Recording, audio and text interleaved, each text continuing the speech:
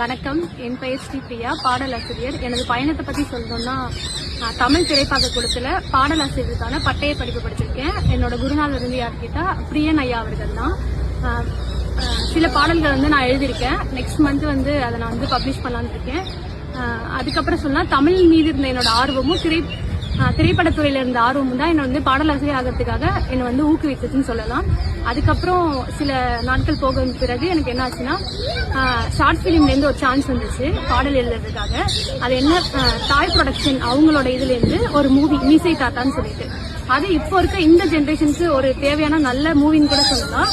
So 2 பாடல்கள் வந்து அந்த மீசை தாத்தாங்கிற ஷார்ட் ஃபிலிம் வந்து 2 பாடல்கள் நான் எழுதியிருக்கதா சொல்லலாம். அதில் ஒரு பாடல் வந்து அவரோட கதை, அதாவது அவர் வந்து எவ்வளோ கஷ்டப்படுறாரு, நல்லவராக இருந்தோம், அது மாதிரியான ஒரு ரிலேட்டடாக எழுதியிருக்கேன். இன்னொன்று வந்து ஜென்ரலாக கொஞ்சம் எழுதியிருக்கேன், பாசம் அன்பு அந்த மாதிரியான ஒரு கருத்தில் வந்து எழுதியிருக்கேன். ஸோ எல்லாரும் என்னோட பாடலை கேளுங்க, ரசிங்க. ஸோ மூவிக்கும் ஷார்ட் ஃபிலிமுக்கும் சப்போர்ட் பண்ணுங்க. தேங்க்யூ.